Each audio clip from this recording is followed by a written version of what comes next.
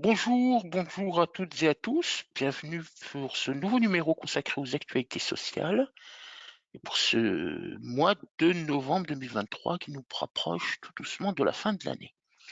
Alors, comme vous avez été très nombreux et très nombreuses à vous inscrire à cette session, et comme à l'accoutumée, je vous propose encore de laisser quelques instants à ceux qui souhaitent nous rejoindre de le faire dans de bonnes conditions techniques.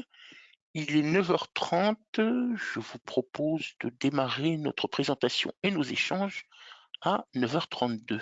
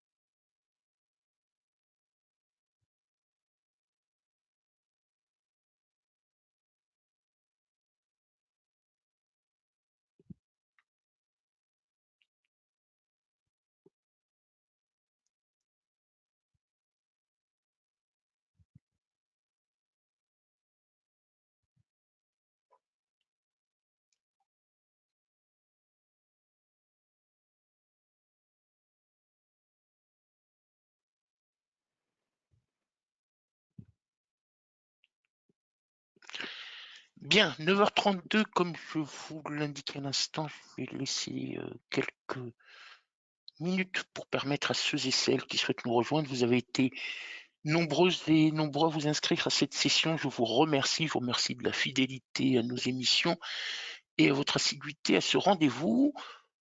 Bonjour à toutes et à tous, ou rebonjour à celles que j'ai pu et ceux que j'ai pu saluer il y a un instant. Voilà, les connexions se font de manière progressive. Bienvenue à cette édition du mois de novembre consacrée aux actualités sociales. Disais-je, nous avançons progressivement vers la fin de cette année 2023, avec bien évidemment, à cette période de l'année, bah, l'exposé des nouveautés législatives et réglementaires qui nous intéresseront pour 2024, et puis bien évidemment quelques sujets d'actualité qui, en l'état actuel des choses, continuent à faire couler beaucoup d'encre, et puis donnent lieu à des échanges fort intéressants et fort pertinents. À ce titre-là, je vous propose d'aborder les mesures sociales et fiscales qui ont pu déjà être adoptées dans le cadre de l'examen et des examens parlementaires du projet de loi de finances et du projet de loi de financement de sécurité sociale pour 2024. Un accord sur la nouvelle convention collective de l'assurance chômage vient d'être proposé à la signature. On verra quelles sont les dispositions qui nous intéresseront le plus. Bien évidemment, on ne peut pas faire l'économie de la décision toute récente de la Cour de justice de l'Union européenne sur le droit à report à congé payé. L'administration, en l'occurrence la direction de la sécurité sociale, met à jour progressivement le bulletin officiel de la sécurité sociale. Nous aborderons la question de la majoration pour heures supplémentaires avec l'étude d'une décision de la Cour de cassation récente qui est fort pertinente et intéressante, et notamment parce qu'elle a été rendue non pas par la Chambre sociale, mais par la deuxième chambre civile. Quelques éléments d'informations complémentaires et nous achèverons le propos sur l'actualité de nos formations juridiques et paix que nous vous proposons.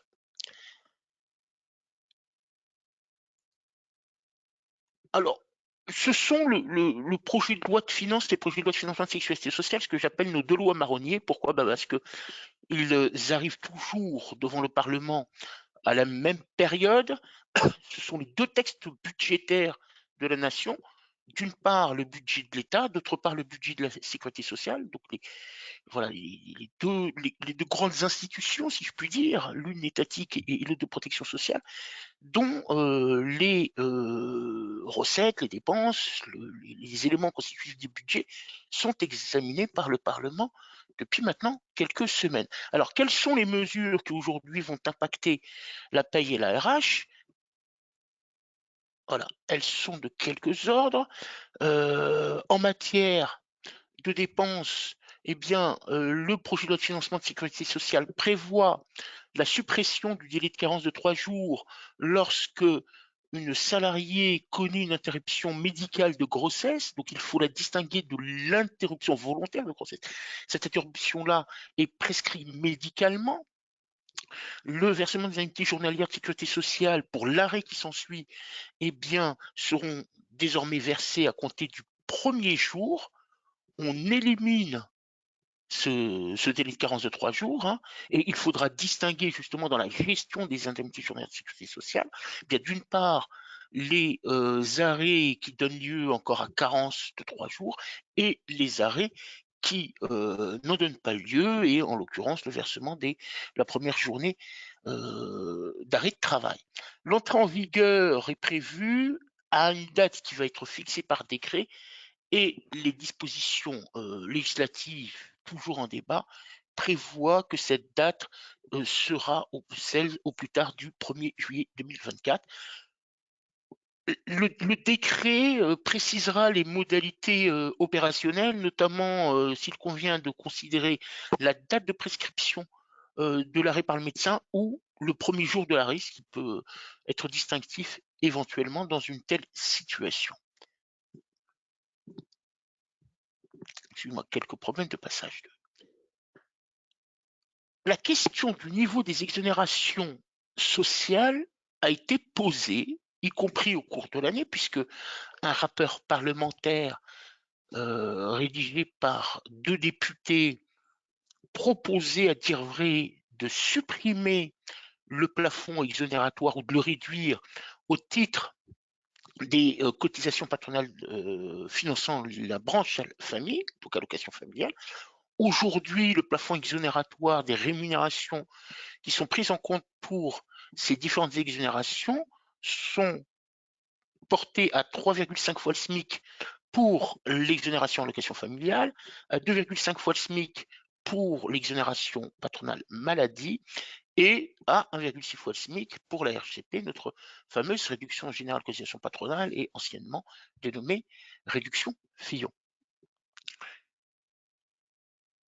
L'objectif de l'amendement qui a été adopté lors des débats parlementaires est d'atténuer le niveau des exonérations et donc d'éviction de recettes pour la sécurité sociale en allant neutraliser la hausse du SMIC, puisqu'à chaque fois que, bien évidemment, nous sommes amenés à connaître une hausse de ce salaire minimum interprofessionnel de croissance, et bien à chaque fois, cela rehausse à même hauteur ou à même niveau les plafonds exonératoire. Comment va-t-on procéder à cette neutralisation pour 2 des 3 dispositifs exposés? Eh bien, tout simplement en figeant la valeur du SMIC au 31 décembre 2023. C'est-à-dire que la valeur du SMIC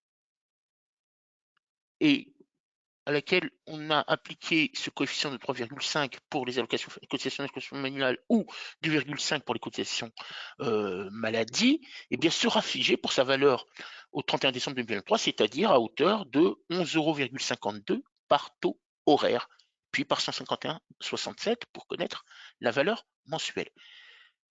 Ces 2 plafonds exonératoire ne connaîtront donc pas de réévaluation à la hausse à l'occasion de la révision du SMIC qui doit intervenir au 1er janvier prochain. Pour autant, s'agissant de la RGCP, la réduction générale de cotisation patronale, eh bien, cette valeur-là, ou cette revalorisation-là, eh bien, se fera à la même hauteur que le SMIC et que le sera le SMIC au 1er janvier prochain. Alors, l'entrée en vigueur, une petite coquille là, l'entrée en vigueur se fait au 1er janvier, c'est-à-dire qu'à la valeur du 31 décembre 2023, comme nous l'indiquions à l'instant avec ce taux horaire de 11,52 €, eh bien, sera figé et nous continuerons donc à appliquer pour ces limites exonératoire la valeur et la limite exonératoire 2023. Elle se poursuivra en 2024. Alors, là où le texte mériterait clarification, est-ce une valeur figée, y compris pour les années à venir, ou pas? La question demeure parce que nous pourrions effectivement conserver ces valeurs figées également pour les années 2025 et suivantes. En tout état de cause, dans les systèmes d'information, il y aura lieu bien évidemment d'opérer à cette limite en valeur 2023 pour les deux premiers dispositifs et à conserver l'ajustement du plafond d'exonération HCP avec la revalorisation du SMIC au 1er janvier prochain.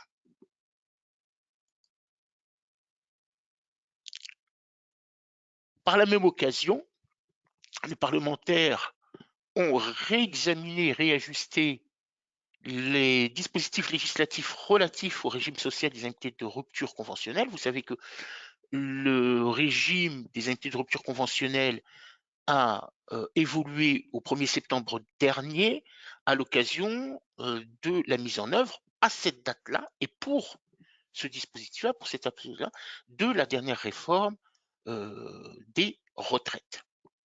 Alors, on a introduit un régime unique avec celui des indemnités de mise à la retraite, puisque les indemnités de rupture conventionnelle sont désormais exonérées à hauteur de la limite la plus élevée entre 50% du montant de l'indemnité ou 2 fois la rémunération à -1, de manière assez classique. C'est ce que nous retrouvons également pour d'autres indemnités ayant d'autres causes que la rupture conventionnelle ou la mise à la retraite, et dans la limite absolue de 2 fois le plafond annuel de sécurité sociale.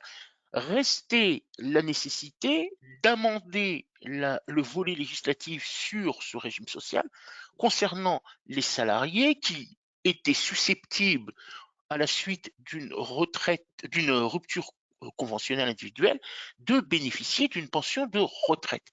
Eh bien, l'amendement, lui, a pour objet la sécurisation du dispositif en y appliquant le nouveau régime social. Alors, en quelque sorte, eh bien, y compris donc pour les salariés qui seraient en mesure de prétendre à une pension de retraite, c'est-à-dire un droit à départ à la retraite, consécutivement notamment à la rupture conventionnelle, ils bénéficieront des mêmes limites exonératoires que les autres et il n'y a plus lieu de distinguer d'une part entre les salariés qui éventuellement n'étaient pas en mesure de prétendre à une pension de retraite des autres qui, eux, avaient l'âge ou les âges qui permettaient ce départ à la retraite à raison de leur situation et éventuellement également des carrières longues. Donc, application du nouveau régime social, et pour rappel, eh bien, on se remémorera que le forfait social a été définitivement supprimé et a été remplacé par une contribution spécifique patronale de 30%, aussi bien applicable aussi bien au titre des ruptures conventionnelles individuelles que des départs que des mises à la retraite, pardon, des indemnités de mise à la retraite, pour la part exonérée de cotisations sociales. Quelques éléments concernant le versement mobilité, puisque nous avons 3 taux en région parisienne, selon que l'établissement est installé à Paris ou la Petite Couronne, hein, donc les 3 départements de la Petite Couronne que sont le Val-de-Marne, les Hauts-de-Seine et la Seine-Saint-Denis. Le taux maximum applicable aux entreprises implantées dans ces 3 départements et Paris est de 2,95 actuellement. Le taux de 2,01 est applicable à des communes visées par une liste fixée par décret, et puis pour les autres communes de la région parisienne, de l'Île-de-France, c'est 1,60. Quelle mesure a été adoptée dans le cadre des débats sur le projet de loi de finances 2024? C'est un relèvement du taux maximum pour Paris et la Petite Couronne de 0,25 qui porte justement le taux maximal à 3,20. Donc il n'est pas exclu que dans les prochaines livraisons que nous fait progressivement l'URSSAF, un certain nombre d'agglomérations aient pu retenir ce taux de 3,20, et puisqu'aujourd'hui la plupart d'entre elles, bien évidemment, vous l'avez sans doute noté vous. vous-même, applique le taux et le plafond maximal de 2,95. On a également, alors là, on fait que répéter le versement mobilité, on a également une déconjugalisation du taux passe. Alors, qu'est-ce qu'une déconjugalisation du taux passe? Vous savez sans doute, pour être concerné ou pas, que l'impôt sur le revenu est applicable aux couples mariés ou pacsés l'est sur la totalité des revenus des deux membres du couple. C'est-à-dire que là, on a tout simplement le principe de mise en conjugalisation des revenus, des ressources, hein, c'est le principe du conjoint. Toutes les ressources sont prises en commun et on apprécie le taux de prélèvement à la source au regard de l'ensemble des revenus. Ce qui conduit en réalité de manière assez pratique et conforme à la législation actuelle, l'application d'un taux unique pour chacun des deux conjoints sur ses revenus, quel que soit le déséquilibre que l'on peut avoir des revenus d'un membre du couple à l'autre. L'individualisation du taux est toujours possible, hein, depuis d'ailleurs la mise en place du prélèvement à la source, mais l'individualisation du taux est possible sur option. Donc il convient à ce couple, marié ou pacsé, d'exprimer son souhait d'individualiser les taux. La réforme envisagée, en réalité la suivante, c'est l'application automatique de l'individualisation des taux. Alors que l'administration sera en capacité, et elle le sait déjà, d'identifier le niveau de revenu pour chacun des membres du couple et ensuite d'établir à partir d'un taux commun le rapport de taux applicable à chacun des membres du couple à raison de ses revenus.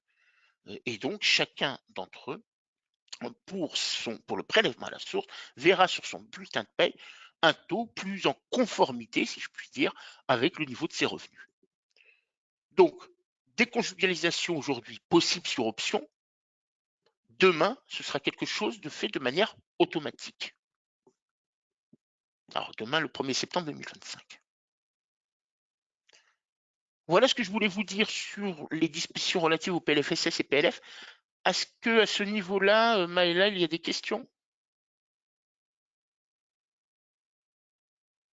Oui, Maëla? tout à fait. Il y a une question qui Merci. concernait la diapo 4, il me semble. C'est comment l'employeur non subrogé peut faire la distinction entre l'arrêt maladie classique avec 3 jours de carence et celui lié à une interruption médicale de grossesse sans les 3 jours de carence. Y aura-t-il un formalisme particulier qui nous permette de faire la différence?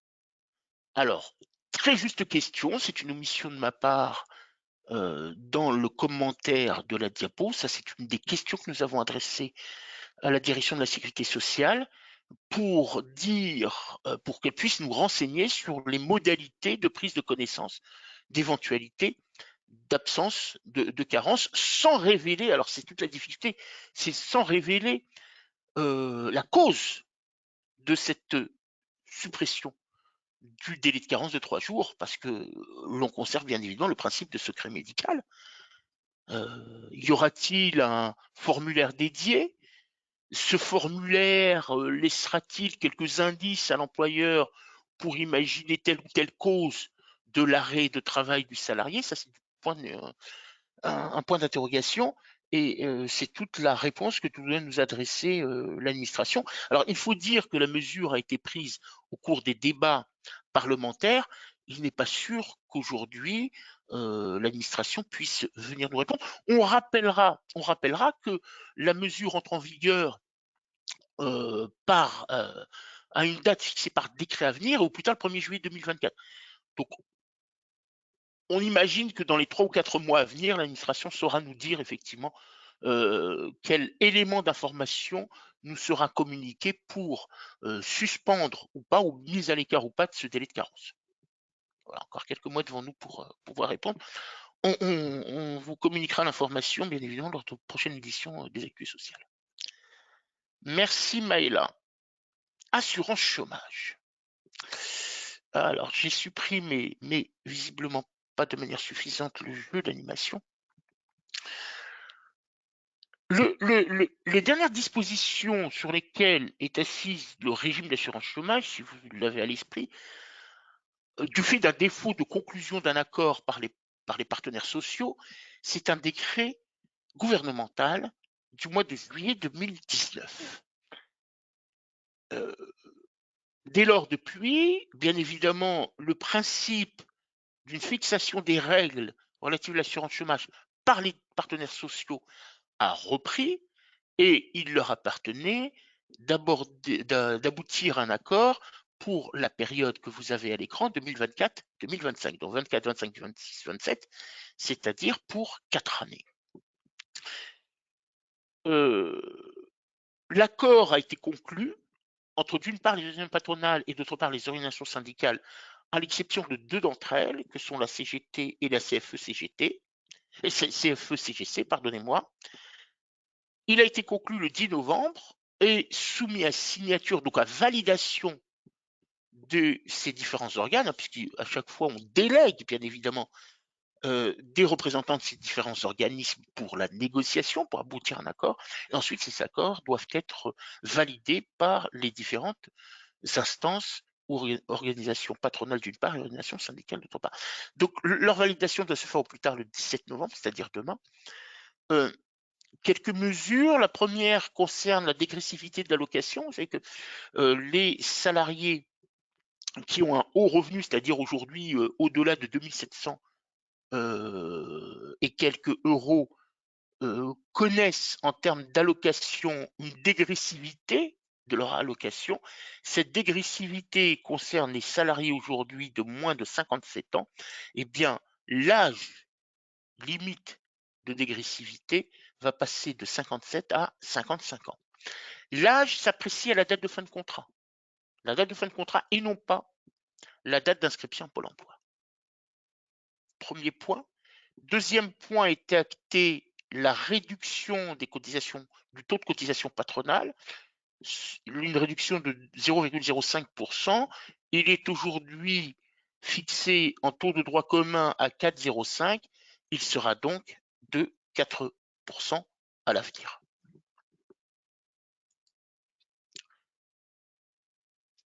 Alors, certains secteurs d'activité, ils sont au nombre de 7, connaissent le mécanisme de bonus-malus. Alors, qu'est-ce qu'est le mécanisme de bonus-malus? Certaines entreprises, à raison du niveau de rupture de contrat de travail qui est constaté chez elles, comparativement au taux moyen du secteur d'activité dont elles relèvent, sont assujetties à un malus, un taux malusé, ou un taux bonusé, si d'aventure leur taux de rupture de contrat de travail est inférieur au taux moyen du secteur. Pour déterminer ce taux moyen, toutes les ruptures de contrat de travail sont prises en compte. Les partenaires sociaux ont décidé d'exclure certains motifs de rupture, notamment lorsque ce motif de rupture n'est pas inhérent à une décision de l'employeur. En l'occurrence, on exclura toutes les ruptures résultant d'une fin de CDD ou d'intérim de remplacement. On dit bien de remplacement, et uniquement pour ce motif-là. Les fins de contrat d'une durée au moins égale à 1 mois. Fin de contrat saisonnier. Les contrats rompus à la suite d'une rupture conventionnelle, c'est-à-dire d'un commun accord par chacune des parties. Et les ruptures de contrat consécutifs à des licenciements pour faute lourde ou des licenciements pour inaptitude non professionnelle. Alors, une fois exclus, bien évidemment, ces motifs-là, on réduit fortement, en l'occurrence, le niveau de rupture et le nombre de ruptures pris en considération pour apprécier la situation de l'entreprise et du bénéfice d'un taux bonusé ou d'un taux malusé. Pour rappel, le taux bonusé peut conduire à un taux de contribution à l'assurance chômage de l'employeur de 3% et le taux malusé peut conduire à un taux de contribution de financement de l'assurance chômage par l'employeur jusqu'à 5,05. Donc on est sur cette fourchette de taux malusé et taux bonusé entre 5,05 et 3%. Oui, juste peut-être encore un dernier point sur l'assurance chômage. Je vous indiquais bien évidemment l'étape de validation par les différents organes des employeurs représentants des salariés. On rappellera également que cet accord-là doit recevoir impérativement, c'est la procédure légale, l'agrément du gouvernement, en l'occurrence plus particulièrement du ministère du Travail, mais ça signifie également ensuite une étape de validation administrative. Elle est généralement acquise, je n'ai pas de connaissance, de souvenir à l'esprit d'un cas d'exemple où le gouvernement aurait refusé d'agréer l'accord des partenaires sociaux ou de l'agréer que partiellement. Donc, franchi la signature et en tous les cas la validation par les différents organes, organisations patronales et organisations syndicales, bien évidemment, généralement, l'agrément est une étape acquise. Maïla, des questions sur ce sujet avant d'aborder Non, pour sans l'instant, doute, pas de questions. merci, sans doute ce qui est le sujet majeur en dehors du PLFSS et du PLF pour 2024. Alors, ces congés payés. Ces congés payés font couler beaucoup d'encre. Font couler beaucoup d'encre pour la raison suivante, c'est que l'on s'aperçoit, enfin on est aperçu depuis fort longtemps, de l'inadéquation de notre législation nationale avec la réglementation européenne sur ce sujet-là, en l'occurrence deux textes fondamentaux, la charte des droits fondamentaux que nous avions abordé lors de notre session du mois d'octobre, hein, concernant le droit à acquisition des congés payés durant l'arrêt maladie, et cette fois-ci, le sujet est celui du droit à report. La Cour de justice de l'Union européenne, qui vient de rendre une décision le 9 novembre, c'est-à-dire la semaine dernière d'ailleurs, jeudi dernier, le 9 novembre dernier, s'est exprimée sur le droit à report et les conditions de droit à report de congés payés. Alors, petite précision, la décision était d'autant plus attendue qu'il s'agissait ici d'une saisine des juges européens, donc de la Cour de justice de l'Union européenne, par un conseil de prud'homme français, dans une affaire qui opposait un salarié français à son employeur français. Donc, très typiquement, il ne s'agissait pas de comprendre l'orientation jurisprudentielle des juges européens au regard, bien évidemment, au regard de la réglementation européenne, mais également comparativement à un droit national autre, mais dans un État membre, qui aurait pu nous intéresser, parce que bien évidemment, la Constitution européenne et ses juges, ses magistrats, conservent une jurisprudence en ligne droite avec les décisions antérieurement rendues et qui doit s'appliquer à l'ensemble des États membres. Mais là encore plus typiquement dans une affaire franco-française, si je puis dire. Dans la saisine faite par ce conseil de prud'homme, deux questions essentielles ont été posées. Existe-t-il un délai raisonnable au droit à report à congé payé? Et en l'absence d'un cadre juridique national, existe-t-il un délai de report illimité? Alors, la formulation est un peu plus technique, hein, je l'ai simplifiée volontairement pour qu'elle soit plus expressive. De quelle manière les juges européens répondent-ils? Ils y répondent de la manière suivante, en rappelant, dans la droite ligne encore là de jurisprudence antérieure, la finalité des congés payés ou leur objet, rappelant cette double finalité, entre d'une part ce que les congés payés constituent une période de repos du salarié, et d'autre part, une période de détente et de loisir. Ce n'est pas que du repos, c'est également de la détente et des loisirs. Pour rappel, c'est de la sorte que, et sur ce fondement-là, de l'objet et de la finalité de un congé payé, que dans une décision de janvier 2012 que nous avions indiquée lors de notre rendez-vous du mois d'octobre, que les juges européens eh bien, considèrent que lorsqu'un salarié tombe malade durant ses congés payés, il a le droit à un report de ses congés payés, alors que vous savez qu'en état actuel de la législation française, telle qu'elle est interprétée par la Cour de cassation, eh bien, les événements survenant durant les congés payés du salarié sont sans incidence sur la continuité des congés payés. Donc aujourd'hui, la Cour de cassation ne reconnaît pas de droit à report lorsque l'arrêt maladie tombe durant les congés payés. Alors que les juges européens reconnaissent ce droit-là en distinguant, bien évidemment, l'objet même du congé payé en disant, in fine, si le salarié est en arrêt maladie, il n'a pas pu bénéficier de repos et donc il n'a pas pu jouir de la finalité des congés payés, notamment de sa période de repos. Donc, on redit ici quel est l'objet, la finalité de ces congés payés. Et puis, bien évidemment, ce qui nous intéresse, c'est le droit à congé payé dans le cadre des dispositions de la directive du 4 novembre 2023 concernant certains aspects de l'aménagement du temps de travail, qui est notre texte de référence, mais vraiment notre texte de référence, lorsque l'on aborde la réglementation européenne. C'est pas 2023, vous me pardonnerez, je viens de me rendre compte que j'ai confondu une autre année, et il y a 20 ans, c'est 2003. C'est une directive du 4 novembre 2003. 4 novembre 2023, ça aurait été beaucoup trop tôt. 4 novembre 2003.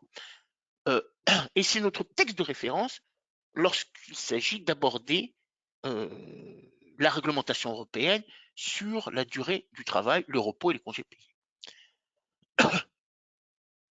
Les juges rappellent que cette directive, et parce qu'elle est directive, elle fixe un objectif, elle ne fixe pas les modalités opérationnelles pour l'atteindre. Eh bien, les règles qui composent cette directive, dans leur application, relèvent du champ de compétences des États membres dans leur mise en œuvre, y compris du droit à congé payé. Et qu'à ce titre-là, il n'appartient pas au juge de fixer ces règles.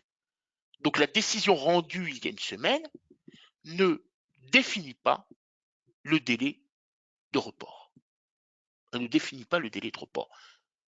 Elle interprète le cas d'espèce qui lui a été soumis pour dire si le délai qui a été revendiqué par le salarié est un délai raisonnable ou pas. Elle ne dit pas qu'il doit être le délai général. Elle dit dans le cas d'espèce, eh bien ce délai est raisonnable ou pas. Et c'est ce qu'elle rend dans cette décision du 9 novembre dernier. Elle dit qu'il n'y a pas d'opposition de la directive à une législation nationale ou pratique nationale de droit, de faire droit à des demandes de congés annuels de moins de 15 mois après la période de référence et limitée à 2 périodes de référence consécutives. Alors, ce qui est dit là est fort intéressant, parce que ce délai de 15 mois, c'est pas la première fois qu'elle l'exprime, la CJUE ou les magistrats européens. Donc, dans leur esprit, à dire vrai, c'était l'affaire et les arguments soulevés par le salarié en question, c'est qu'il lui-même et ses conseils ont pris référence de décisions antérieures pour dire, vous voyez, le salarié lui a exprimé son droit de report dans un délai de 15 mois au maximum et dans un délai inférieur d'ailleurs à 15 mois. Donc, dans cette ligne de conduite, les magistrats européens ne pouvaient pas se déjuger, en tous les cas n'opèrent pas de revirement de jurisprudence et considèrent qu'effectivement, rien ne s'oppose dans la directive à ce que, y compris en pratique, on puisse exprimer des demandes de report dans un délai pour une période et un délai inférieur à 15 mois. Par contre, ai-je également un droit à report illimité? Là encore, les juges ne rendent pas leur décision. Ils disent qu'en tout état de cause, ça ne peut pas être la finalité de la directive et du droit à repos du salarié, parce qu'entre le moment où il acquiert ces droits-là et 24 mois plus tard, ou 24 mois, puisqu'on a 2 périodes de référence plus tard, eh bien, il n'y a plus de raison d'être d'un droit à repos. Et donc, la réponse est la suivante. Effectivement, on peut raisonnablement considérer que le délai de 15 mois est un délai acceptable au regard de la directive et qu'en tout état de cause, on ne saurait faire de report pour des périodes supérieures au nombre de 2 de manière consécutive. La chose est d'autant plus intéressante qu'elle va concerner effectivement ici les arrêts de travail de très longue durée. Arrêt de travail pour cause de maladie, ou je pense notamment accident du travail, maladie professionnelle, puisqu'aujourd'hui, la législation nationale permet toujours l'acquisition des congés payés dans les limites d'une année lorsque l'arrêt de travail est consécutif à un accident du travail ou une maladie professionnelle, sans dire plus sur le droit à report. Donc j'acquiers, mais quel est mon délai de report, et notamment pour la période excédant cette année d'acquisition. Alors, quelle est la portée de la décision? Pour rappel, je reviens juste un instant en arrière.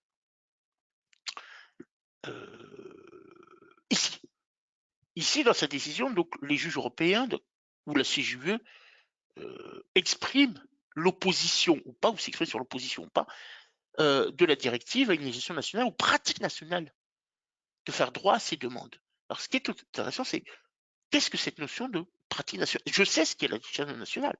Je sais ce qu'est un texte de nature législative. Il a son circuit. C'est un projet de loi, une proposition de loi examinée par le Parlement. Mais une pratique nationale, quelle est-elle?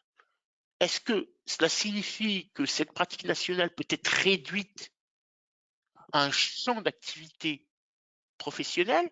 Et en l'occurrence, est-ce qu'une convention collective de branche pourrait se saisir du sujet et de la gestion de ces reports à congés payés? Est-ce qu'éventuellement, la question peut être inscrite dans un accord collectif de branche, d'établissement ou d'entreprise? Est-ce que des usages peuvent recevoir cette reconnaissance de pratique nationale? Ça, c'est point d'interrogation. Et puis, comme je l'indiquais il y a quelques instants, eh bien, on renvoie expressément, et tous les États membres doivent être concernés, on renvoie expressément aux États le soin de définir le délai de report et les conditions d'exercice. Le délai de report, si ces États-là prennent soin, bien évidemment, de se référer aux positions jurisprudentielles comme ils ont pu le faire, en tous les cas en France c'est assez courant, pour établir des droits de source légale, eh bien, on peut imaginer qu'une prochaine réforme législative portera ce délai-là à 15 mois, et pourrait-elle aussi se référer à cette décision de novembre 2023 pour en fixer les conditions d'exercice, et ces conditions d'exercice, c'est pas plus de 2 périodes d'absence ou d'acquisition durant lesquelles le salarié est absent, pas plus de 2 périodes consécutives de référence. On peut fortement l'imaginer. On peut d'autant plus fortement l'imaginer que l'affaire est encore une fois une affaire qui a été tranchée opposant un employeur français à un salarié français sur le territoire de la France. Donc, typiquement, ce qui doit, bien évidemment, intéresser l'ensemble des acteurs de ce sujet-là. Alors, bien évidemment, maintenant, impression est faite entre cette décision, la décision de la Cour de cassation du 13 septembre dernier que nous avons déjà évoqué, de l'acquisition des congés payés durant une période d'arrêt maladie ou d'accident de travail, maladie professionnelle au-delà d'une année. Le gouvernement, le législateur, et parce que les rapports de la Cour de cassation l'avaient réclamé depuis maintenant quelques années, ne peuvent plus faire l'économie d'une réforme législative sur le sujet. Ils ne peuvent plus le faire. On ne peut plus laisser aujourd'hui les entreprises exposer un risque réel de contentieux sur tous ces sujets-là, d'autant plus que vous avez peut-être noté ici ou là le rendu public de décisions de cour d'appel condamnant l'employeur au versement de dommages d'intérêts au profit de salariés qui n'ont pas pu bénéficier d'un droit à congé payé maintenu durant leur arrêt maladie.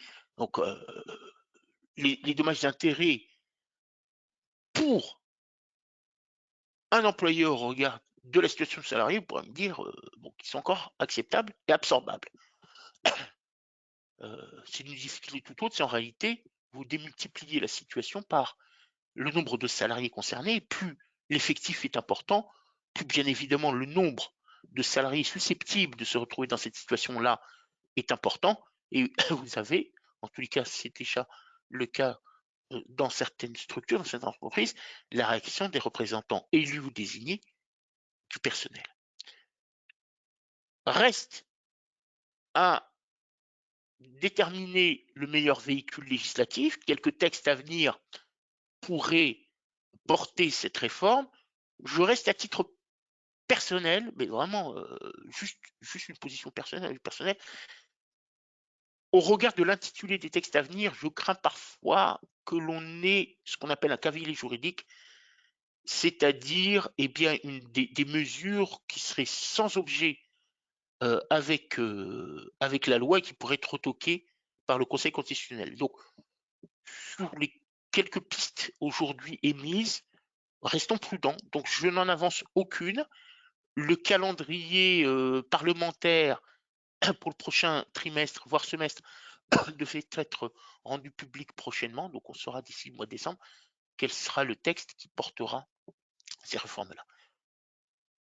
Le gouvernement, aujourd'hui, dans une toute autre étape, il souhaite connaître l'impact financier en cours pour l'ensemble des entreprises, donc connaître bien évidemment en volumétrie approximative le nombre de salariés concernés, le niveau de rémunération, le nombre de jours concernés. Avez-vous noté qu'une organisation patronale tente bien évidemment de convaincre les autorités gouvernementales des méfaits financiers d'une telle mesure? Alors, ce serait difficilement, en raison bien évidemment de la surcharge financière qu'il peut y avoir, et des meilleures pratiques que l'on peut avoir sur délai de report. Parce que potentiellement, même en fixant une date limite pour exercer son droit à congé du fait des droits alimentés en respect de la nouvelle législation ou de la jurisprudence européenne, en ce que le salarié doit, et national d'ailleurs, pardon, doit acquérir des congés payés durant les arrêts maladie, ça signifie qu'à un moment donné, eh bien, vous pouvez potentiellement avoir au sein d'une même structure, entreprise, établissement, service, équipe, un nombre important de salariés en congé de manière quasi simultanée ou concomitante. À l'employeur d'organiser bien évidemment les choses, mais on ne peut pas l'exclure. Alors, il y a l'impact financier hein, sur lequel alertent certaines parties prenantes. On rappellera qu'il s'agit d'une mise en conformité de législation nationale avec le droit européen, et donc, bien évidemment, on a pu retarder autant que possible, mais il y a un moment donné où les juges maintenant confirment la nécessité d'appliquer le droit européen, il s'agit des juges nationaux ou des juges européens, et comparativement à d'autres États membres, certains sont déjà en conformité avec la réglementation européenne. Je pense notamment au Royaume-Uni qui octroie des droits à congés payés, y compris pour le salarié malade, sans limite, dans un cadre juridique qui est bien antérieur au Brexit. Je pense à l'Espagne, je pense aux Pays-Bas. Ensuite, peut-être que la Finlande et la Belgique nécessiteront quelques adaptations parce que pour l'une ou l'autre, ce sont des droits acquis pendant l'arrêt maladie, mais dans une durée limitée, 7, 7 ou 12 mois. Mais là encore, normalement, une application stricte et rigoureuse du droit européen supposerait que cette durée disparaisse de leur législation nationale, mais je leur laisse le soin d'examiner les choses. Et en clair, vous avez là, on parle beaucoup de notion de compétitivité, mais c'est déjà le cas d'autres pays européens qui se sont mis en conformité avec la réglementation européenne. Donc on n'y échappera pas, je comprends l'impact financier, je n'en disconviens pas un seul instant. Globalement, à l'échelon macroéconomique et plus précisément à l'échelon de chaque entreprise, chaque employeur, mais attendez-vous bien évidemment à ce que la loi et le code du travail soient mises à jour pour coller, si vous me permettez l'expression, pour coller à la réglementation européenne. Prochaine étape, réforme législative à venir et également le suivi qui en sera fait de l'adoption au Conseil des ministres du texte du véhicule législatif et éventuellement, bien évidemment, des débats parlementaires. Maëla, des questions sur ce sujet?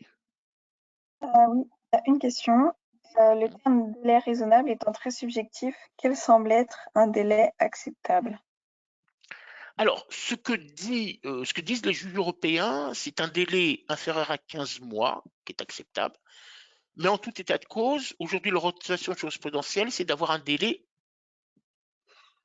supérieur à une année, parce qu'il a déjà été jugé qu'une année est insuffisante. Voilà. Donc, ici, à dire vrai, le salarié a ciblé un délai entre les deux, c'est-à-dire, en tous les cas, inférieur à 15 mois, sans être au plus égal à un an. Donc, l'équilibre est celui-là. Il a été jugé qu'un an est insuffisant, mais que 15 mois était d'un délai raisonnable.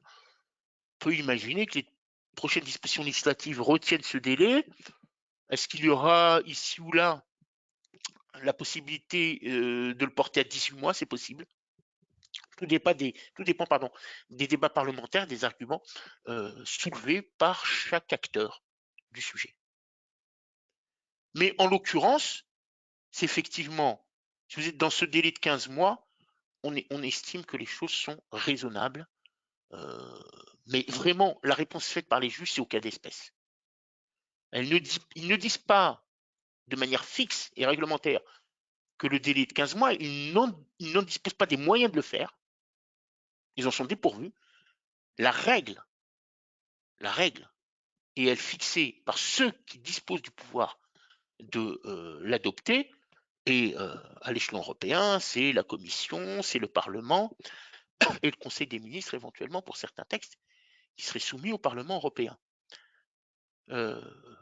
Et en France, ce sont les procédures que vous connaissez du champ législatif et du champ réglementaire. Voilà, un délai raisonnable, et je dirais que chaque cas d'espèce sera soumis au juge pour savoir si ce délai est raisonnable ou pas. En tous les cas, 15 mois a été jugé comme étant raisonnable et un an insuffisant. D'autres questions, Maïla? Oui. Comment traiter le cas des salariés en longue maladie et les salariés déjà sortis? Ah,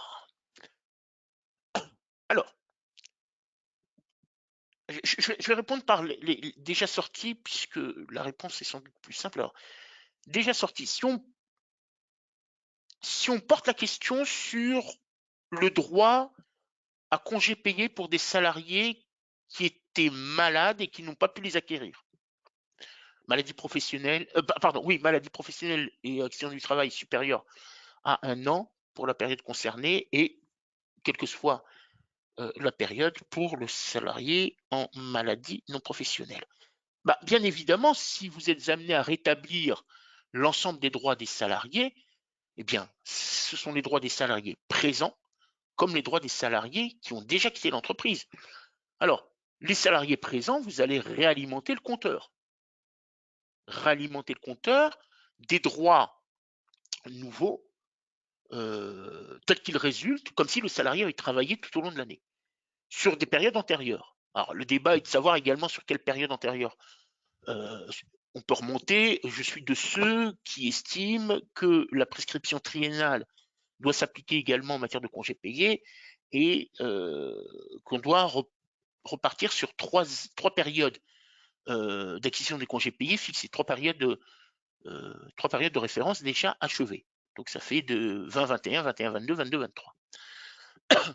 Pour ces salariés-là, qui ont pu quitter l'entreprise au cours des derniers mois et postérieurement au 31 mai 2023, bien, s'ils ont été malades au cours des 3 dernières années, il va falloir rétablir leurs droits pour chacune des années. Alors comment on fait? Je leur octroie un droit plein et je viens soustraire les droits déjà utilisés et les droits acquis mais non pris et qui sont perdus. Et la différence correspondra aux droits qui résulteraient de l'arrêt maladie. Alors, Attention, là je m'exprime pour un salarié qui n'a connu des situations du contrat de travail que par des arrêts maladie. Parce que bien évidemment, vous avez d'autres droits où c'est un peu plus compliqué. Si au cours de la même période, vous avez notamment un congé sabbatique, il n'y a pas d'acquisition de congés payés pour les périodes, durant les périodes de suspension de contrat de travail dû à un congé sabbatique. Dans ce cas-là, bien évidemment, il va falloir ensuite adresser aux salariés une indemnité compensatrice de congés payés au regard de ces périodes de référence et des éléments de rémunération correspondants pour le 10e. Ça, c'est la première question. Et ensuite, la question a été posée pour les salariés en longue maladie. Encore une fois, ici, on a la question de l'acquisition. Si on veut se mettre immédiatement en conformité avec la jurisprudence de la Cour de cassation, qui de toute façon a opéré un tel Big Bang en termes de revirement de jurisprudence le 13 septembre dernier, que vous êtes sûr que toutes les prochaines décisions, et nombreux sont les cours d'appel qui s'alignent d'ores et déjà sur cette décision du 13 septembre, que les juges nationaux, au plus haut niveau des juridictions, ne remettront pas en cause la décision du 13 septembre. Donc c'est un droit jurisprudentiel acquis et qui aura un fondement légal lorsque le législateur se saisira de la question. Bien évidemment, vous pouvez d'ores et déjà considérer que le salarié doit acquérir des congés payés. Il est malade ou il est en longue maladie. Et donc alimenter le compteur, tout simplement. Et commencer à alimenter le compteur. Alors je vous dirais que de manière opérationnelle, les éditeurs de paye et la quasi-totalité est sur ces lignes directrices, à dire vrai, ne rend pas les choses de manière automatique et est en attente plutôt du texte législatif pour ne pas être amené à effectuer 2 périodes de travail d'adaptation du système d'information, c'est-à-dire une période au regard de ce que nous dit la jurisprudence et une période de travail consécutivement à la réforme législative à venir. Donc une remise à jour est plutôt attendue pour connaître du solde définitif au terme de la période de référence, qui est très généralement le 31 mai de chaque année, sauf si par accord collectif, vous avez pu retenir une période différente.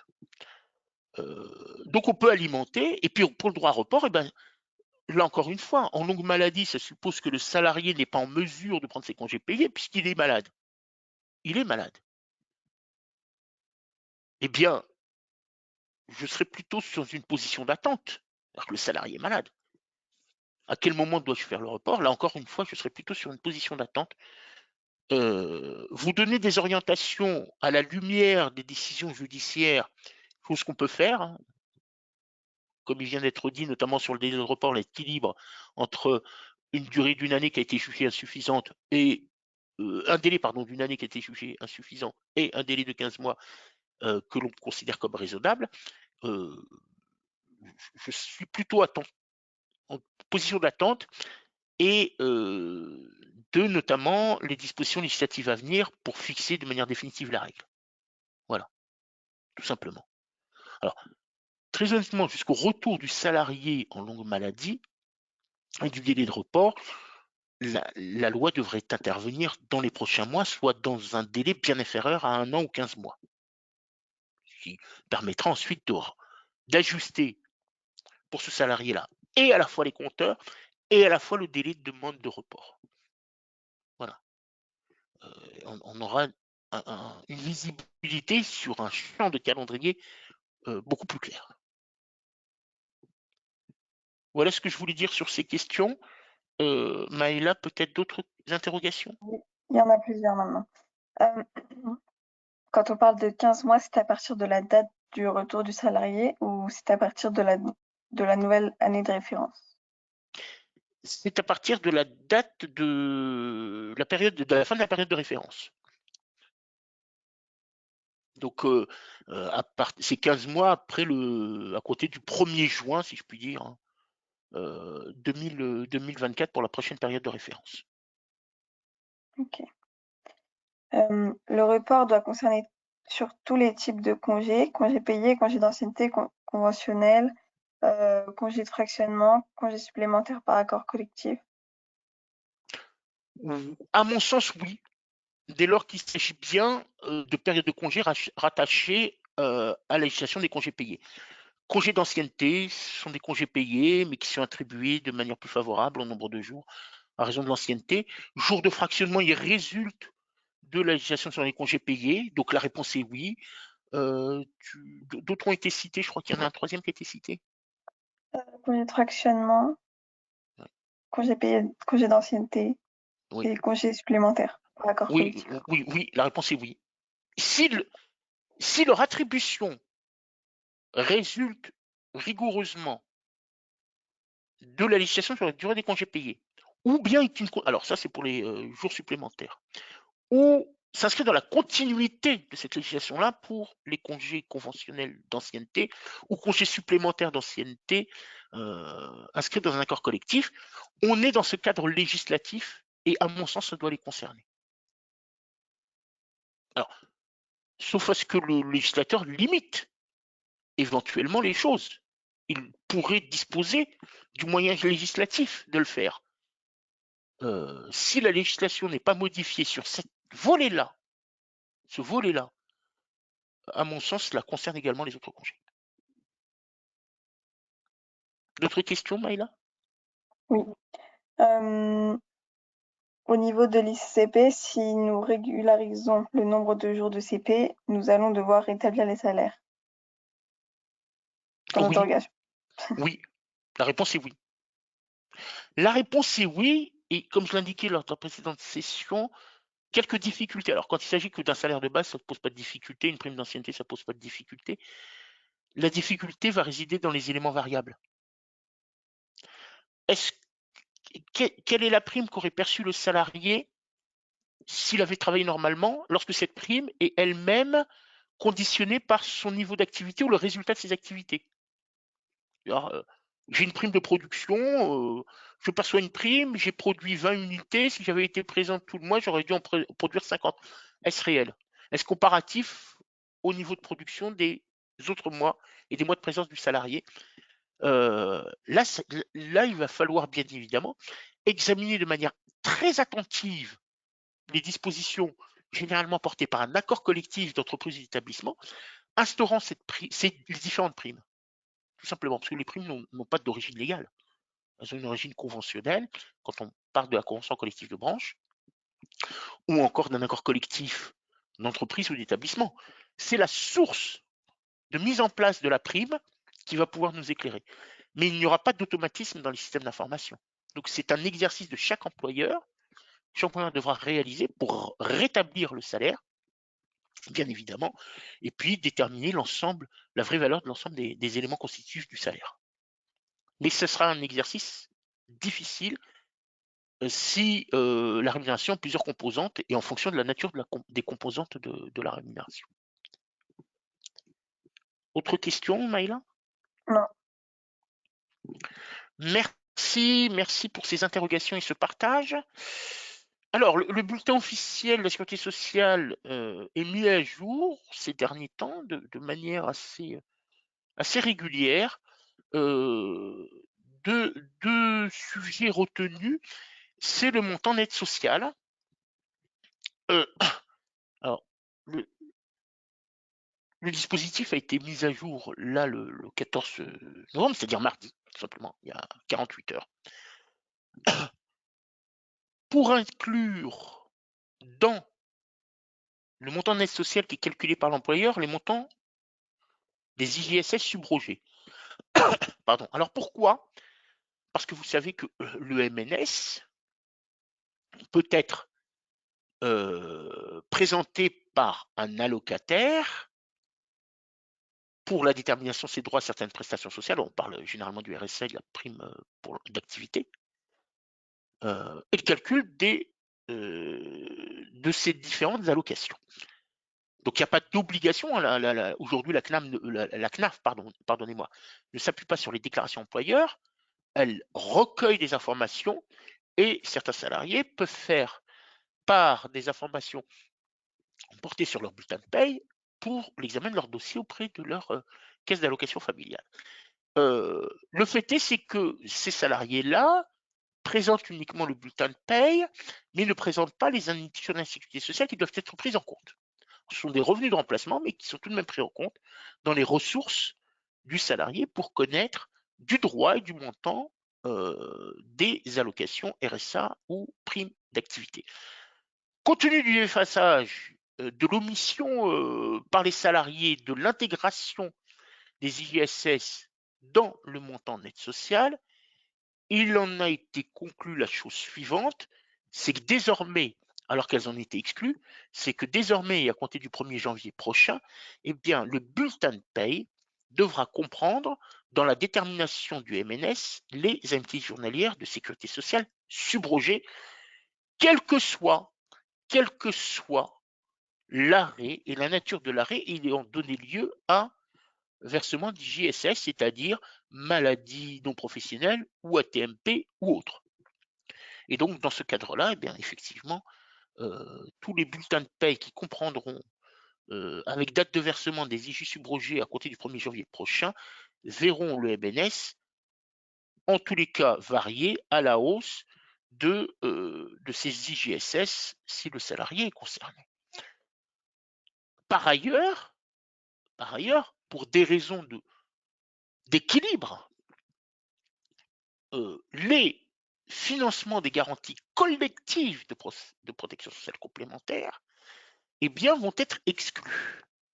Observation a été faite par certains acteurs, notamment organisations syndicales, de ce que jusqu'à présent, le salarié n'intégrait pas dans ses ressources ses contributions patronales, ne recherchait pas non plus quel devait être le régime des cotisations salariales, et donc la définition actuelle et la composante actuelle du MNS tendait à augmenter ce MNS et donc à réduire les revenus ou les ressources tirées du RSA ou de la prime d'activité. Donc, décision a été prise de soustraire ces contributions patronales et cotisations salariales. Donc, on déduit les cotisations salariales et on exclut les cotisations patronales des garanties collectives. Notez ici que seul le caractère collectif du régime mis en place et uniquement ce critère de collectivité du régime mis en place est retenu pour l'exclusion de ces contributions. Le caractère obligatoire ou facultatif est totalement ignoré. Totalement ignoré. Donc on examinera uniquement ce qui est collectif. Donc on déduit les cotisations salariales et on exclut les cotisations patronales.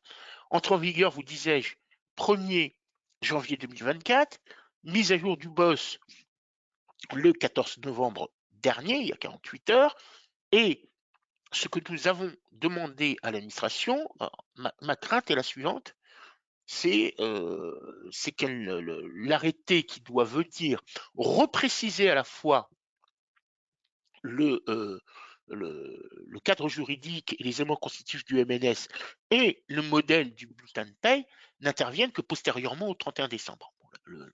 C'est plus qu'un risque, hein, c'est une probabilité extrêmement forte. L'engagement pris par l'administration, c'est d'abord d'informer le public via le BOSS, qui est un texte, comme vous le savez, opposable à l'administration. Mais le cadre juridique du MNS, ce qui est, comme je l'ai souligné, certains des acteurs lors d'une réunion de travail sur le sujet, est un anachronisme juridique, hein, de le faire porter sur un arrêté relatif aux mentions du bulletin de paye, alors que le texte devrait être plutôt basé sur des dispositions décrétales, consacrées spécifiquement au MNS et aux prestations sociales, bref, c'est comme ça. Mais l'arrêté qui fixe ce modèle-là ne sera modifié que postérieurement au 1er janvier. Alors, quelques difficultés pour des éditeurs de paye, c'est que nous sommes quelques-uns à avoir anticipé les modèles et avoir déjà produit des bulletins de paye avec le modèle du 1er janvier 2025, qui lui, si vous en souvenez, lorsque nous en avions fait la présentation, eh bien, consacre cette fois-ci dans des rubriques tout en bas de bulletin, eh bien, les mentions afférentes aux cotisations facultatives et individuelles qui sortent du champ du MNS. Bon, bref.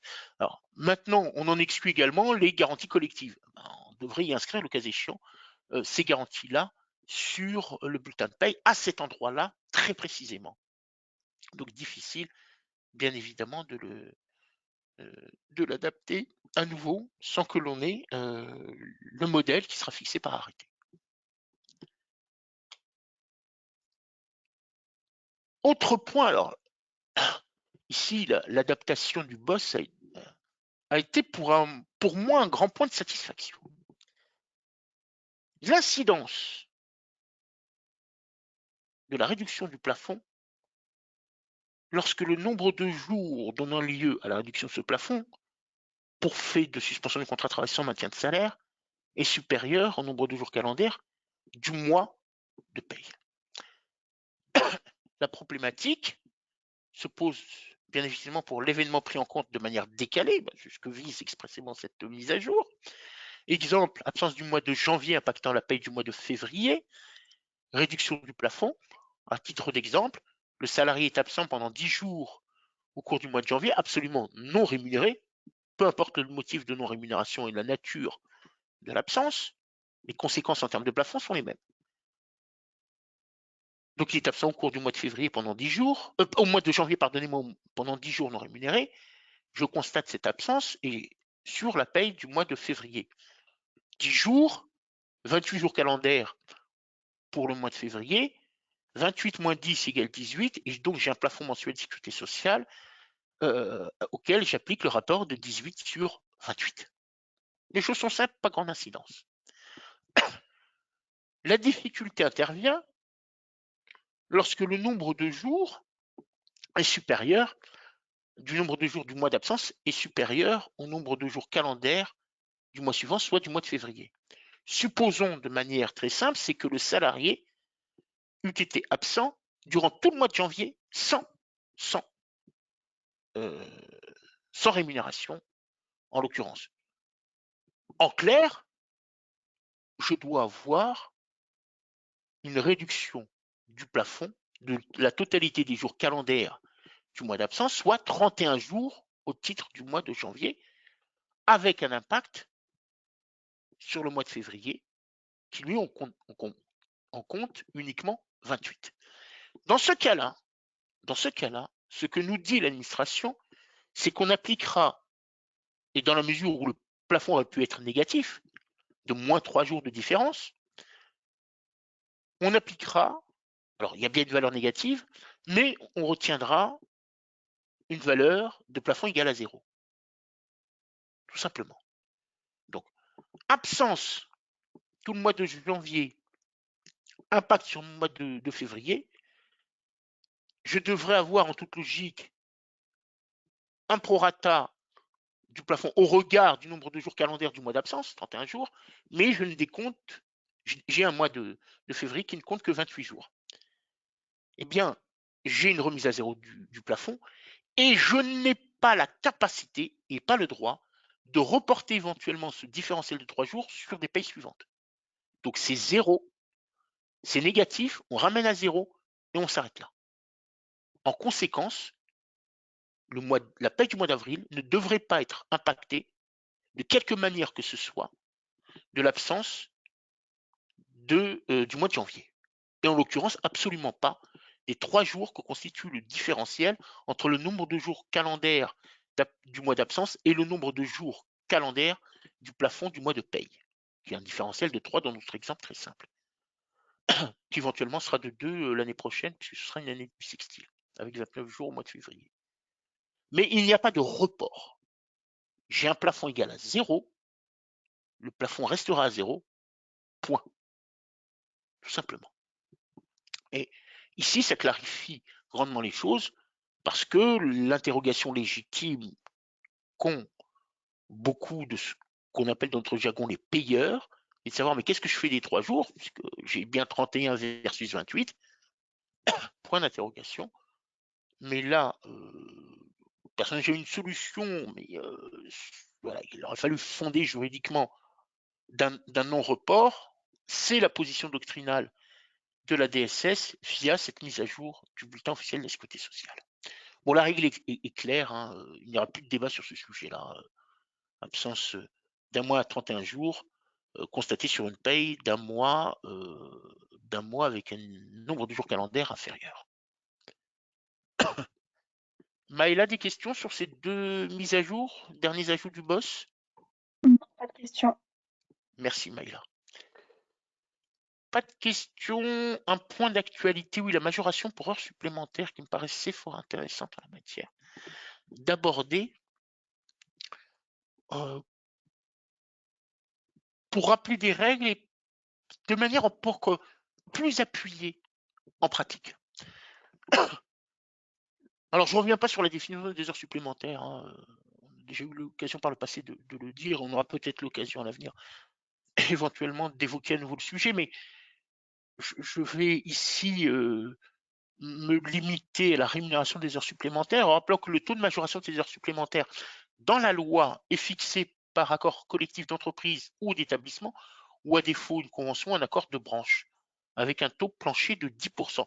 Vous voyez ici ce qu'on a appelé sur la législation relative à la durée du travail l'inversion de la hiérarchie des normes, parce que c'est d'abord l'accord collectif ou éventuellement d'établissement qui s'applique, ou à défaut une convention accord de branche, mais lorsqu'il y a des taux fixés par accord d'entreprise inférieurs aux taux fixés par l'accord de branche, c'est bien l'accord d'entreprise, les taux arrêtés par l'accord d'entreprise qui doivent être mis en œuvre. En tout état de cause, ces taux-là ne peuvent être inférieurs à 10%. Et de manière pratico-pratique, je dirais qu'on pourra avoir autant de taux que l'on veut qu'il y a d'heures supplémentaires. Voilà. Donc on peut considérer que la première heure supplémentaire c'est 10%, la deuxième c'est 11%, la troisième c'est 12%, etc., etc., etc. En cas d'absence d'accord de quelque niveau que ce soit, la loi fixe les taux de majoration au taux que vous connaissez déjà, soit 25% pour les 8 premières heures et 50% pour les heures suivantes. J'ai les taux, je dois avoir une base de majoration. La jurisprudence, maintenant ancienne, hein, construite depuis fort longtemps par la Cour de cassation, sans qu'elle ne soit revenue dessus un seul moment, eh bien, vise à examiner, à prendre en compte les éléments de rémunération qui sont versés en contrepartie directe du travail fourni. En contrepartie directe du travail fourni. Alors, qu'est-ce qu'un élément qui est versé en contrepartie directe du travail fourni? Et je dirais qu'en l'occurrence, ici, il s'agirait d'un examen au cas par cas. Alors, très généralement, on a, alors j'ai mis somme inclus, astreinte, à dire vrai, il y a déjà le salaire de base, tout simplement.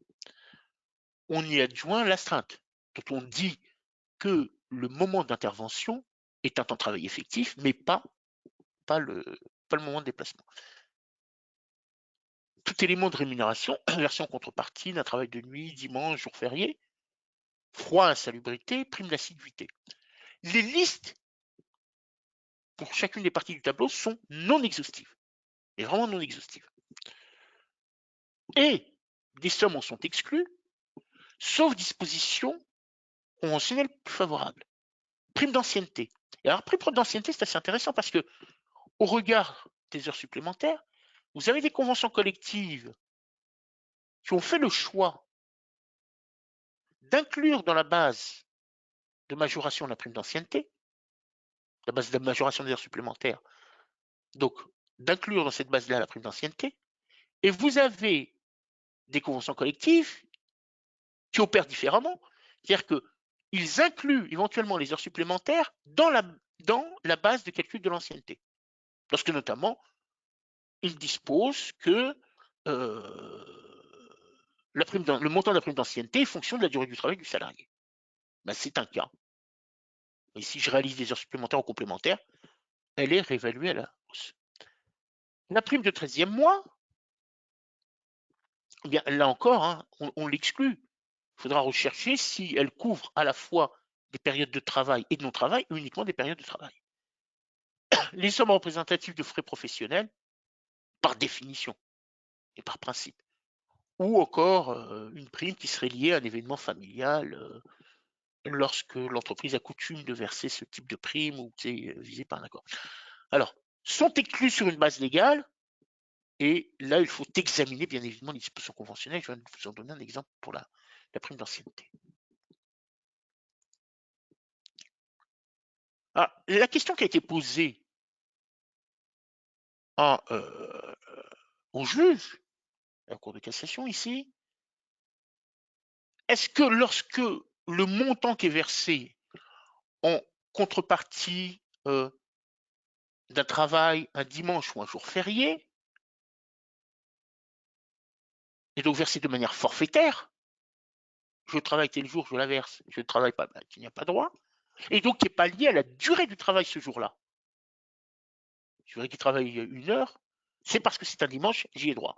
Je voudrais lui travailler 1 heure, parce que c'est un jour férié, j'y ai droit. Doit être comprise ou pas dans la base HS, en raison notamment de son caractère forfaitaire. Et la Cour de cassation estime qu'il y a lieu effectivement de prendre en compte ces sommes-là dès lors que l'on constate qu'il y a un rattachement direct à l'activité personnelle du salarié. Donc ce n'est pas tant la façon dont est déterminé le montant de cette contrepartie financière, soit en durée de travail du dimanche ou du jour férié ou un caractère plus forfaitaire, qui est déterminant. C'est est-ce qu'il y a un rattachement direct à l'activité personnelle du salarié, et les juges constatent que cette prime est bien versée pour chaque dimanche ou chaque jour férié travaillé, peu importe le nombre d'heures exécutées au cours du dimanche ou du jour travaillé férié. Vous avez décidé de verser une prime forfaitaire que le salarié réalise 1 heure de travail ou 8 heures de travail, c'est un montant forfaitaire, décorrélé effectivement du nombre d'heures de travail, mais c'est un montant forfaitaire qui n'est versé, et c'est là le critère déterminant, qui n'est versé que parce qu'il travaille le dimanche ou le jour férié, donc il y a bien un attachement à l'activité personnelle du salarié. Et le caractère forfaitaire, eh bien évidemment, n'est pas un critère d'exclusion. Alors, ce qui est intéressant ici, alors, d'une part, c'est préciser les éléments constitutifs de la base des heures supplémentaires, majoration des heures supplémentaires, mais ce qui est assez intéressant encore, c'est que la décision a été rendue par la Cour de cassation, effectivement, mais par la deuxième chambre civile. Et la deuxième chambre civile, contrairement à la chambre sociale, n'a pas à connaître des litiges et des différends entre un employeur et un salarié, mais à connaître des différends entre un cotisant et l'URSSAF. Or, lors d'un contrôle URSSAF, le contrôleur ayant cherché à comprendre la constitution de la base des HS, pour se mettre à cotisation, vous aurez compris, constate de l'exclusion de ces primes pour travail dimanche ou jour férié, donc forfaitaire, et estime que l'assiette de cotisation afférente notamment à ces heures supplémentaires est erronée et procède au redressement. Ça veut dire quoi? Ça veut dire qu'au-delà du simple constat d'une part de ce que les cotisations correspondent aux assiettes contrôlées, eh bien l'URSSAF a compétence, sans aller rechercher si le salarié ou les salariés ont eux-mêmes manifesté une quelconque contestation sur le calcul de l'assuration des heures supplémentaires, dispose du droit, en tout état de cause, de venir corriger le montant des rémunérations des heures supplémentaires au seul examen de la base de cotisation, de la base de ces HS, qui en même temps aboutit à une base de cotisation. C'est cette compétence et cette capacité-là qu'ont les URSSAF, d'où l'extrême importance, une nouvelle fois, d'attirer l'attention de l'ensemble des entreprises de ce que le contrôle URSSAF peut porter également sur des rémunérations dues à des salariés, combien même les salariés eux-mêmes, individuellement ou collectivement, n'auraient pas contesté le calcul de rémunération fait par l'employeur. Maïla, des questions sur ce sujet-là? Il y a une question. Oui. Sur l'assiette générale des cotisations, donc OK pour le plafond à 0, mais qu'en est-il du salaire brut négatif? Bah, le salaire brut négatif, à un moment donné, vous allez procéder à sa compensation. Donc le mois Ah oui, parce que oui, j'ai compris, j'ai compris. Alors ça c'est encore. Alors, très bonne question. Parce que effectivement, en DSN, vous n'êtes pas en capacité, vous n'êtes pas autorisé à déclarer un brut négatif. Alors, je vais vous faire une réponse que je vous ai souvent faite. C'est qu'encore une fois, sur ce sujet-là, nous avons interpellé l'administration qui peine malheureusement à nous répondre sur le sujet parce que il y a ce qui relève du champ de la direction des sécurité sociale et de l'URSSAF Caisse nationale, anciennement ACOS, et il y a ce qui relève du champ de l'opérateur et de gestion de la DSN, qui est le JPMDS. Il y a parfois, je dirais que c'est un doux euphémisme, mais je vais être limité à parfois, et bien évidemment, des différends et des difficultés de compréhension entre les premiers acteurs que j'ai cités et le second. En l'occurrence, nous avons posé la question à plusieurs reprises, impossibilité de recevoir la réponse. C'est exactement dans cette même difficulté temporelle que le boss a été mis à jour concernant le plafond. La question avait été posée il y a longtemps. On se dépatouillait d'orientations personnelles ou collectives partagées avec d'autres acteurs sur la réponse à donner. Je crains que malheureusement il nous faille encore attendre, mais la question est sans cesse renouvelée. Voilà. Donc malheureusement j'ai pas de réponse immédiate. Voilà, vous m'envoyez fort désolé. Maïla, une autre question, peut-être pour rattraper cette Non. incapacité à répondre. Merci Maïla. Bon, quelques informations complémentaires. Oui, une que je souhaitais vous délivrer.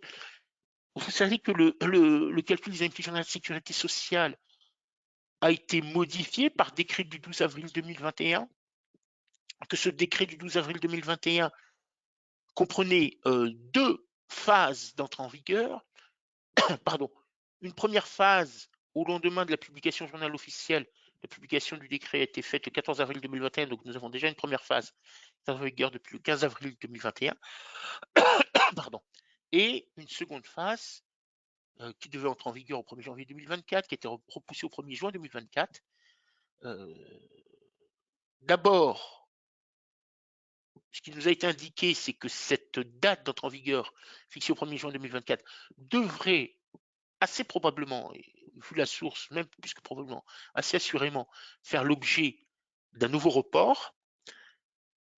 Le nouveau report devrait s'inscrire dans la volonté du gouvernement d'opérer une réforme structurelle des indemnités journalières de sécurité sociale. Alors, structurelle parce que aujourd'hui, la démultiplication, la hausse constatée par le gouvernement des arrêts maladie donnant lieu à versement des IGSS, eh bien, fait augmenter les prestations servies, qu'il a souhaité les diminuer, et que l'une des pistes qui avait été évoquée durant l'été et qui a été durant le mois d'août écartée par la Première ministre en raison d'un retour assez négatif des employeurs, était la suivante, si vous en souvenez, c'est de créer un nouveau délai de carence qui ne serait plus de 3 jours mais de 7 jours et de faire porter sur les entreprises les IGSS des jours 4 à 7, c'est-à-dire 4, 5, 6, 7, par les entreprises en leur demandant de verser sans condition quelconque d'ancienneté, eh bien, une sorte de maintien de salaire calculé selon les mêmes méthodes que le calcul des IGSS. Bon, une surcharge financière supplémentaire et donc la décision assez rapide du gouvernement d'écarter la mesure. La mesure a été écartée, mais ça ne signifie pas que le gouvernement n'est plus en recherche, bien évidemment, de modalités visant à réduire l'impact financier de la hausse des arrêts maladie. Alors, par le passé, on en a connu, ne serait-ce que la prise en compte des rémunérations versées pour le calcul des IGSS dans la limite de 1,8 fois le SMIC, alors que c'était le plafond auparavant. Bref. Donc, d'autres idées peuvent venir. Là encore, le véhicule législatif n'est pas fixé. Est-ce que nous aurons une loi fourre-tout? Peut-être, je ne sais pas. Ou est-ce qu'on modifiera, le cas échéant, l'intitulé d'une loi déjà envisagée ou d'un projet de loi envisagé pour éviter la sanction du cavalier juridique par le Conseil constitutionnel. C'est une autre hypothèse, mais entendez-vous à une réforme, et la réforme viendra en 2024 avec, si l'on imagine le report de la phase définitive d'entrée en vigueur du décret du 12 avril 2021 au-delà du 1er juin 2024, on ne peut pas l'exclure que ce soit au 1er janvier 2025. À moins qu'in fine on retienne le 1er septembre 2025, ce qui est également une autre hypothèse. Mais à suivre en tous les cas cette réforme-là, comme celle de l'adaptation de notre législation nationale sur les congés payés. Voilà, si vous n'avez pas d'autres questions, moi j'aimerais vous rappeler que nous avons toujours à votre disposition, comme vous le souhaitez, un certain nombre de formations juridiques et paye, dont vous avez un extrait ici. Vous voyez qu'elles sont assez diverses et variées. Un autre extrait ici, et ce sont vraiment que des extraits, des thématiques qui vous sont proposées avec la possibilité de vous inscrire sur le et de consulter d'ailleurs, hein, d'abord de consulter, de vous inscrire sur le site www.sdworks.fr/fr-du6fr/formation au pluriel, et tout cela en minuscule et non pas en majuscule. Donc n'hésitez pas un seul instant, bien évidemment, à consulter ces formations-là. Nous en avons mené une au cours de la semaine portant sur la gestion du plafond de cotisation, qui a visiblement donné pleine satisfaction aux personnes présentes. Donc nous en sommes très heureux de rappeler les règles applicables et de répondre bien évidemment à vos situations particulières lorsque l'on peut vous accompagner sur ce terrain-là. Et voyez que pour ceux qui sont intéressés, vous avez également des formations en anglais qui sont proposées, notamment sur la législation du travail française et la protection sociale en France. Donc consultez-la, et puis n'hésitez pas, si vous avez des questions particulières, à nous les adresser à l'adresse électronique suivante, taxandlegal-8fr@sdworks.com. Bon, je pense qu'il n'y a pas de questions. Juste noter nos 2 prochains rendez-vous, et au cours du mois de décembre, j'aurai très certainement l'occasion de vous donner les suivants. Alors, assurément, le vendredi 8 décembre, la date du vendredi 9 février est arrêtée. Celle du mois de janvier, il y a peut-être encore quelques adaptations à faire, mais vous avez en l'occurrence la date de notre prochain rendez-vous mensuel. 8 décembre à 9h30. Voilà, peut-être y a-t-il des questions de dernière minute, Maëla? Non. Merci grandement, Maëla, pour cet accompagnement. Je vous remercie toutes et tous. J'espère que nous avons pu clarifier certaines situations, vous permettre d'avancer sur des sujets qui constituent vos préoccupations actuelles. Je vous remercie de votre attention, de votre assiduité renouvelée à chaque rendez-vous. Je vous souhaite bonne fin de journée, bonne continuation, et à très bientôt. Merci bien, au revoir. Merci, bonne journée.